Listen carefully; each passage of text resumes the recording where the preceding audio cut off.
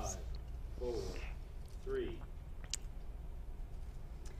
Welcome to Charter Local Edition. I'm Tracy Young. Our guest is Assemblymember Anthony Portantino, who represents the 44th District.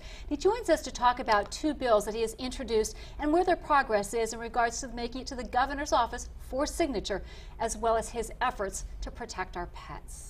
Nice to have you with us, Assemblymember. Thank you for having me again. A couple months ago, you and I were talking about some legislation you introduced, and it was back in January of 2009. It was regards to insurance companies requiring that they cover mammography screenings. Why is that so important? Well, we know through science that some young women have risk factors that make them predisposed to have breast cancer. We should be giving those women the opportunity to be diagnosed and tested so we can discover it early. So rather than it just being on a woman's age and saying once you turn 40 or 50 you should have one, right. It should be on medical conditions Absolutely. And hereditary instead? Absolutely. There are 9 risk factors, and so women in my district, and we've talked about this, came to me. There were some 40-year-old women who were just going in for their first mammograms only to discover that they had significant breast cancer, and so the women in my district asked me to research the issue, do something about it. So we sent a bill last year to the governor to make insurers notify younger women of their risk factors and their rights and privileges to get tested. The governor inexplicably vetoed the bill.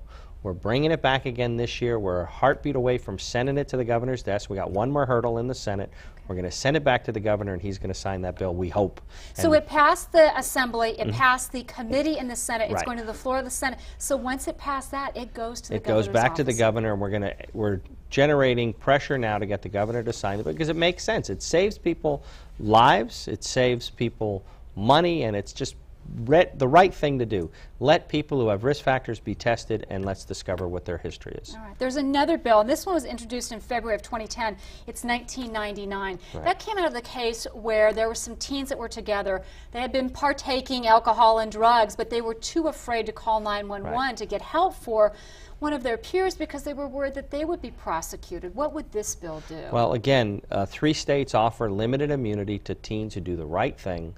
They call for help, they stay with somebody in need, help arrives. We're not going to prosecute the caller for being a good Samaritan. And we're working with Senator Ron Calderon's office on that because he had a passion for this issue. Right. It's in the Senate. We're going to send it down to the governor's desk soon. And again, it's a bipartisan bill that's going to save teenagers' lives. We've read about local teens who have had this happen. We know it's the right thing to do, encourage good behavior. So again, we're pushing that hard. You know, in this tough economic times, the budget dominates so much of the discussion. But life still goes on, Life right? still goes on, and we have to try to solve problems where we can. Yeah. And this is another situation. Gone through the Assembly, right. Finished the Senate committee. It just needs to go to the floor and then to the governor. Absolutely. And we could see this signed in September. I hope so. It's possible. And it take effect in January. All right. Let's turn to something else. You know, we had a really cool June there. We had that June gloom, but then July hit, and all of a sudden we had a heat wave. Here we are in August. It's hot again. Should we ever leave anything live in our cars at any time? Absolutely not. People can die, pets can die. It's an unhealthy environment to be sitting in a sweltering, locked car. It's not right, and again, the issue was brought to our attention that our own health and safety manual for drivers didn't include any information about the law or pet safety. This was brought to our attention by activists in our district. Didn't think it needed a bill. We approached the DMV. We sent them some strong language and some suggestions, and just this week they responded, and they're going to change the health and safety manual for drivers to include pet safety starting in 2011. So the bottom line is, it is illegal to leave a pet in a right. car, just as you wouldn't leave a human being in there. But now the point is, it's going to be in the driver's manual, so right. people will, when they read through that and take their test, they're going to need to know that information. And sometimes you don't need a bill to make good policy. No, you don't. You just need activists and legislators, and you get something done. Yep. Good to have you with us. Thanks for the update, sir. Thank you. For Charter Local Edition, I'm Tracy Young.